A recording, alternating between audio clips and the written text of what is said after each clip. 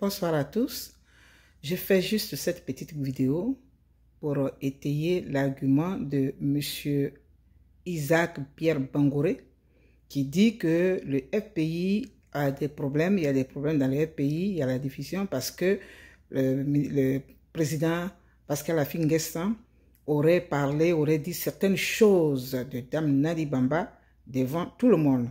Alors, je vais vous faire écouter un passage que j'ai tiré de la vidéo de Zasso qui parle, dont le titre est « Inédit, le ministre Ahmed Bakayoko dévoile le projet de déstabilisation ».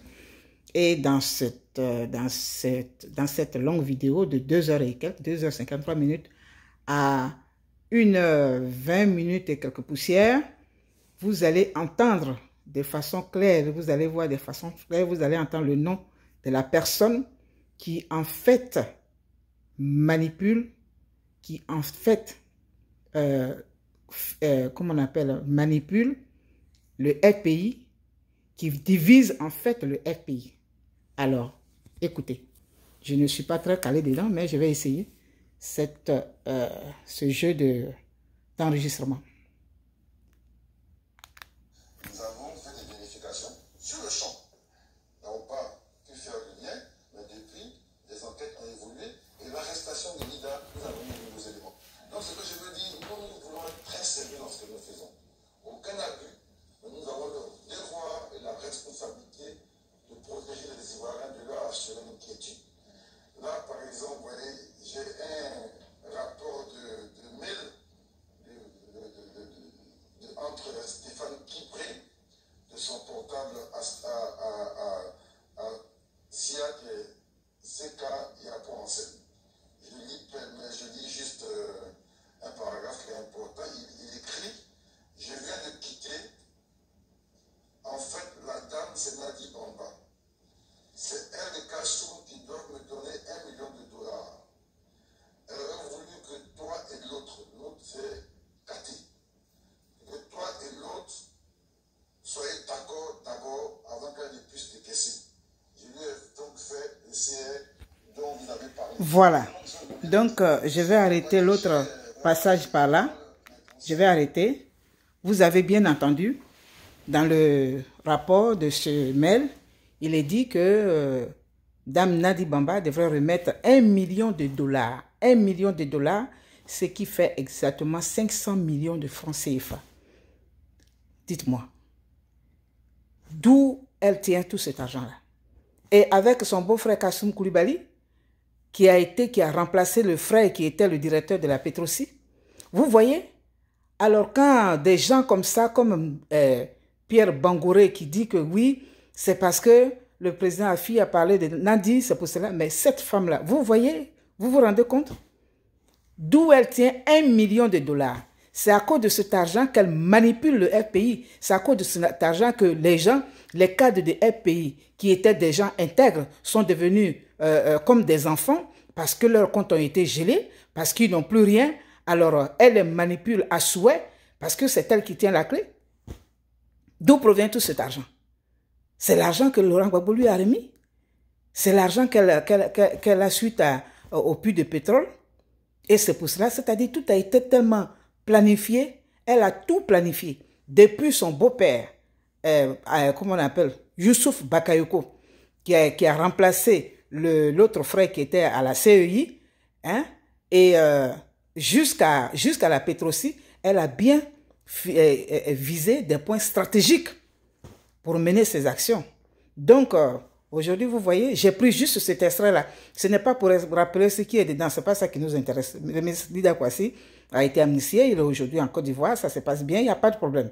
Ils sont dans leur démarche pour rencontrer le pouvoir, pour discuter, pour mettre en place leur action, nous discuter, ce qu'ils n'acceptaient pas, et c'est pourquoi nous autres, on avait été boycottés. Mais c'est pour faire ressortir le rôle que joue cette femme. C'est elle qui a fait crouler Laurent Gbagbo. Et je suis sûr, et je dis encore, que tout ce que nous entendons, tout ce qui se dit, que oui, Laurent Gbagbo a signé ceci, il a dit ceci, tout ça ne vient pas de lui. Parce que quand on connaît l'homme, quand on a suivi les actions de l'homme, tout le parcours de l'homme, il ne peut pas devenir subitement un terroriste il ne peut pas devenir un putschiste, il ne peut pas devenir aussi méchant, hein, au point de porter plainte même contre ses supporters, en parlant de Tremé Soukou qui est au Canada, et pour qui le président Laurent Gbagbo aurait fait une déclaration pour confirmer sa plainte. Le président Laurent Gbagbo n'a pas changé au point où Stéphane Kipré prend un jet privé pour aller jusqu'à, comment on appelle, où se trouve Johnny Pakeko, hein, en Suède ou bien je ne sais pas où, pour porter plainte. Vous voyez, c'est ça. Donc nous autres, on a les yeux, on a l'intelligence pour comprendre, on a les yeux pour lire et on sait analyser. Depuis toujours que nous disons, cette femme-là, c'est elle qui est le problème. Alors, monsieur Pierre-Isaac Bangoré, l'écrivain, votre Nandi Bambala, voilà le rôle qu'elle joue. C'est une putschiste. C'est elle qui finance, elle manipule les militants du RPI. Hein? Alors, d'aucuns diraient, mais pourquoi le ministre Bakayoko sait qu'on connaît le jeu qu'elle a joué, le rôle qu'elle a joué et qu'elle n'est pas mise au salarié? Vous savez, dans le pouvoir du RHDP devenu RDR devenu RHDP, c'est des gens qui sont reconnaissants. Ils sont reconnaissants et ils n'oublient pas les relations. Ça, je peux le confirmer parce que j'ai des personnes proches qui sont avec eux et qui n'étaient pas des militants, mais qui étaient tout simplement qui avaient des relations et qu'on n'a pas lâché.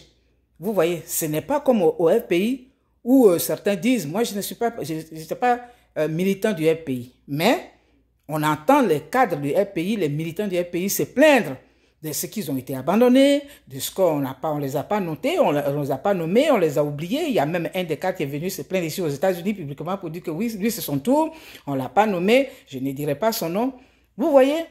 Donc je disais que les militants, les responsables du RDR devenu RHDP sont des gens qui ne laissent pas tomber leurs bienfaiteurs.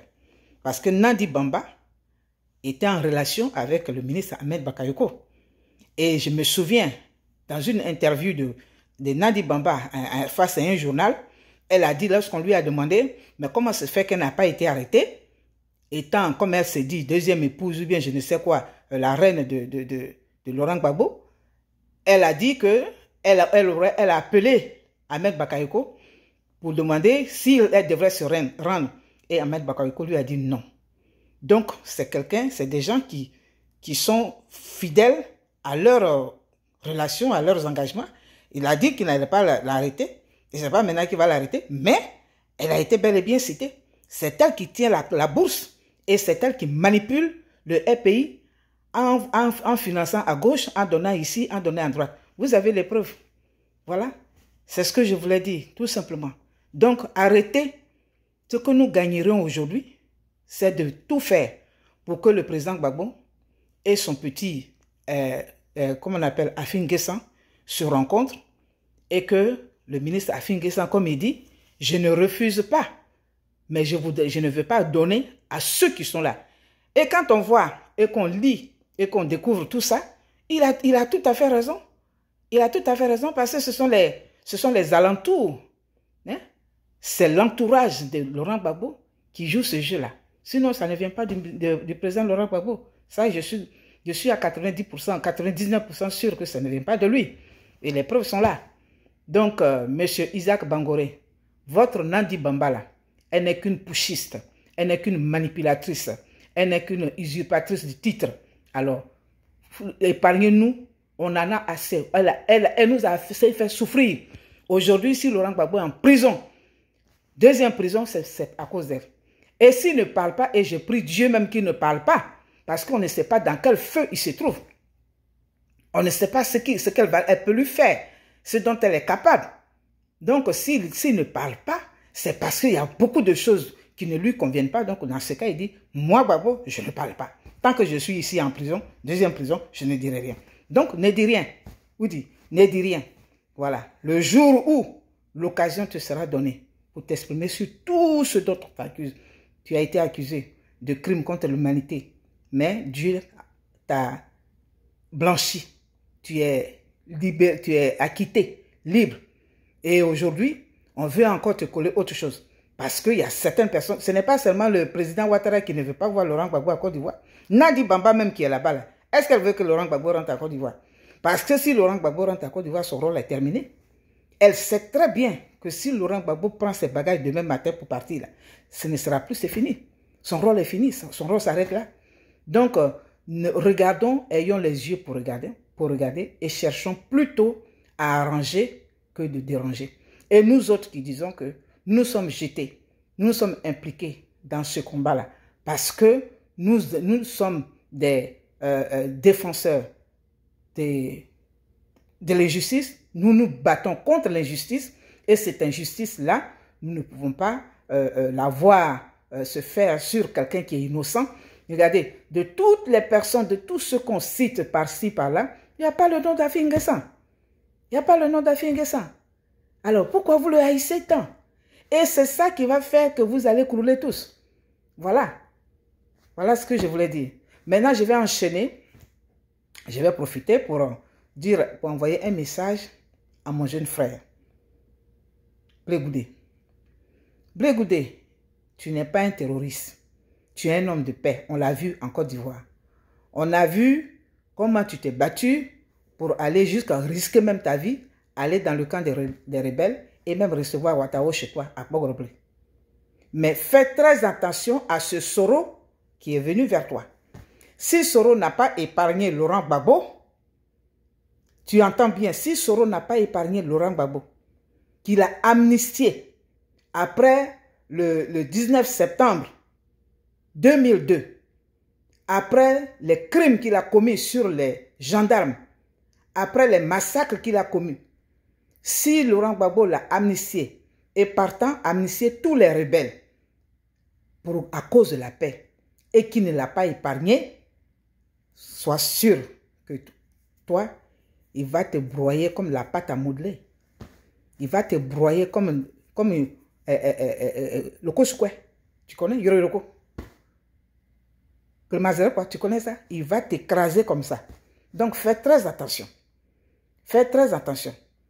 Ce que tu dois faire aujourd'hui, l'appel que tu fais, l'appel à la paix, à la réconciliation, cherche à sortir, mais ne fais pas l'erreur de faire je ne sais pas, je n'ai pas encore lu le communiqué final de votre entretien, mais déjà le sentiment que je ressens, c'est ce que je suis en train de dire. Ne commets pas cette erreur grossière de faire je ne sais pas, un accord bizarre avec, un accord même de campagne ou bien un accord de, je ne sais pas quoi, d'élection avec Soro. Parce que toi-même, là, Soro ne peut pas venir comme ça en veste, là, gaillardement, après avoir éventré le pays, venir te trouver en prison. Mais il faut que tu sois libre. Soro doit parler avec toi dehors. C'est-à-dire, toi, tu es libre. Gbagbo Laurent est libre. Tout le monde est libre. Le pays est en train de chercher maintenant à se réconcilier. Il ne fait pas ça, mais il veut vous trouver dans les prisons là-bas pour dire, oui, j'ai besoin de votre... Et vous croyez à ça? Vous, les naïfs, là, il y a beaucoup de naïfs, hein? Vous croyez que Soro, parce que Soro sera élu président, et c'est lui qui va libérer... Mais vous, Soro, là, il sort d'où? Qui connaît dans ce monde-là? Qui connaît-il? Qui le connaît? C'est à cause de la rébellion qu'on le connaît. Il est tristement connu. Il est tristement connu. Donc, fais très attention. Méfie-toi, fais très, très, très attention. Voilà, c'est ce que je voulais te dire. Sinon, le recevoir, si ça peut lui faire plaisir d'aller voir son camarade en prison, rempli dans une veste avec machin, si ça lui fait plaisir, ça, qu'à cela ne tienne. Mais toi, fais très attention. Fais très attention. Ne fais pas d'alliance avec Soro Guillaume. Ne fais pas d'alliance avec Soro Guillaume. Ne fais pas d'alliance avec Soro Guillaume. Ça fait 3 fois que je l'ai dit. Parce que Soro Guillaume n'a pas épargné Gbagbo Laurent. S'il n'a pas épargné Gbagbo Laurent, toi, il fera de toi une petite bouchée. Tu entends? Soro Guillaume est un criminel avéré, terroriste international. Il doit passer par la justice, payer le prix de ce qu'il a fait, payer pour son crime, payer pour ses crimes, les crimes commis. Et il dit fièrement, il disait l'autre fois, oui, est-ce que vous avez trouvé une arme avec moi? Mais il est amnésique. Si lui, il est amnésique, nous, on n'est pas amnésique. On n'a pas dit que Laurent Gbagbo est en prison parce qu'il était le chef des armées. Et lui qui est le chef de la rébellion. Et ce sont ces rebelles qui ont tué. Il faut faire attention, mon petit. Faites très attention. Voilà. Moi, je suis pour la réconciliation, mais la réconciliation juste, avec justice. On ne peut pas sauter comme ça, abandonner, fermer les yeux sur ces massacres qui ont été commis, sur tous ces crimes, ces horreurs qui ont été commis par Soro Guillaume et dire que, prétendre que c'est lui qui va libérer les prisonniers, c'est lui qui va nous débarrasser de je ne sais qui. Nous débarrasser de quoi? Nous débarrasser de qui? C'est ça. Ivoiriens, Ivoiriennes, soyons lucides. Il veut nous débarrasser. Vous voulez qu'on aille de guerre en guerre? Soro a pris les armes pour quelqu'un, dit-il. Et aujourd'hui, il veut encore prendre les armes pour enlever cette personne. Et c'est des partisans de cette... Mais on va pas en finir. Ça suffit comme ça. Nous devons parler, discuter avec le pouvoir. Et moi, je voudrais envoyer ce message au chef de l'État en faveur de Laurent Gbagbo et en faveur du ministre Blé Goudé. Monsieur le Président, renvoyez l'ascenseur au président Laurent Gbagbo. Faites-le rentrer. Ne craignez rien. Il n'y aura rien. Au contraire, quand il viendra, il va parler au peuple, à ses partisans. Il va parler à la Côte d'Ivoire. Et les choses vont aller comme il. Laurent Gbagbo n'est pas un guerrier. Ce n'est pas un terroriste. C'est un homme de cœur. Blé Goudé aussi, s'il vous plaît. Il est jeune. Aujourd'hui, les gens parlent de ce que vous faites dans le pays. Oui, vous bâtissez, où le pays est transformé. Tout ça, c'est beau. Aujourd'hui, mettons bas la terre. Faites-les rentrer. Annulez, abandonnez ces poursuites encore qui n'ont pas leur raison d'être. Parce que ça ne fait que créer encore, ouvrir d'autres poches de conflits, de mécontentement. S'il vous plaît, monsieur le chef de l'État, je vous le demande. S'il vous plaît, abandonnez ces poursuites. Et puis, laissez rentrer monsieur le président Laurent Gbagbo, laissez rentrer Blé Goudé et on va passer aux choses sérieuses. Quant à Soro Guillaume, il doit même payer pour la tentative de déstabilisation du Burkina. Voici quelqu'un, un petit qui est tellement gonflé, qui veut même commander toute la terre. Il veut commander, après la Côte d'Ivoire, il va vouloir faire maintenant les États-Unis d'Afrique, ce que feu Kadhafi avait tenté, qui n'a pas réussi. Et lui, il va convoiter cela. Attention. Attention à qui on a en face de nous. Voilà. Donc, c'est ce que je voulais dire. Pour résumer, M. Bangouré, Mme Nadi Bamba, c'est elle qui mélange le FPI. Au contraire, c'est elle qui ne se met pas à sa place de deuxième vie. C'est elle qui ne veut pas qu'on la respecte. C'est elle qui ne veut pas qu'on parle, qu'on la remercie. Mais moi, je sais qu'elle y est pour quelque chose. Parce que depuis son beau-père jusqu'à son beau-frère à la Petrosi, jusqu'à maintenant donner $1 million, 500 millions CFA qu'elle doit décaisser, elle a travaillé où pour avoir tout cet argent? Où a-t-elle travaillé? Journaliste qu'elle était, il y a des grands journalistes. Hein? Les gens ont demandé qu'ils sont morts là, je ne pense même pas qu'ils avaient 50 millions même dans leur compte. Alors, cette femme-là, elle est venue pour nous foutre vraiment, elle est venue pour déstabiliser. Elle est venue pour nuire à Laurent Gbagbo. Et c'est ce que vous qui vous dites go là, vous devez comprendre cela. Mais comme aussi, vous êtes tenté, on vous donne l'argent, alors bon, ça ne fait rien. Mais ne pensez pas que la justice de Dieu, elle s'annule. La justice de Dieu, c'est-à-dire soutenir le faux. Soutenir le faux. Aujourd'hui, il y en a qui font des vidéos contre Madame Gbagbo, contre Madame Simone. J'ai entendu une certaine personne qui vilipendait Madame Gbagbo. Vraiment, c'est pas possible. Hein? Donc, je disais que j'allais conclure. Nadi Bamba, c'était la terroriste du FPI. C'est pas Afin Guessan. Nadi Bamba, c'est elle qui finance, qui signe toutes ces déclarations, c'est elle qui manipule. Elle est découverte. Le ministre Ahmed Bakayoko, pour que justice soit faite, pour la Côte d'Ivoire, au nom de la Côte d'Ivoire et au nom de toutes les victimes, il faut que Nadi Bamba réponde. Il faut qu'elle soit, même si elle n'est pas convoquée aujourd'hui, mais un jour viendra où elle va nous expliquer où elle a eu l'argent, les 1 million de dollars qu'elle allait décaisser, où elle les a eu là. Elle va nous expliquer. Ne pensez pas qu'on va laisser comme ça. Voilà. Monsieur le Président, encore une fois, je vous demande de revoir, renoncer aux poursuites contre le président Laurent Gbagbo. Renvoyez-lui l'ascenseur. Il avait fait pour vous, faites-le pour lui.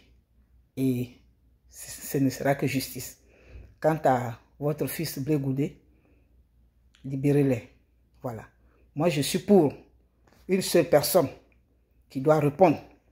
C'est Soro Guillaume. S'il a des complices, il n'a qu'à les citer. Voilà, ça c'est à lui. Mais c'est lui qui a tapé la poitrine, c'est lui qui a appelé toutes les forces internationales contre Laurent Gbagbo. On n'a pas oublié ça. Donc toi, Blé Goudé, fais attention. Voilà ce que j'avais à dire. Je vais m'arrêter là. Je salue tout le monde. Que Dieu bénisse la Côte d'Ivoire. Et 2020, aucun chant 2020, mais que les choses se passent normalement. Afin que on puisse sortir finalement de ce trou et que nous puissions nous retrouver tous dans notre pays. Merci encore. C'était moi, Jeanne Indique.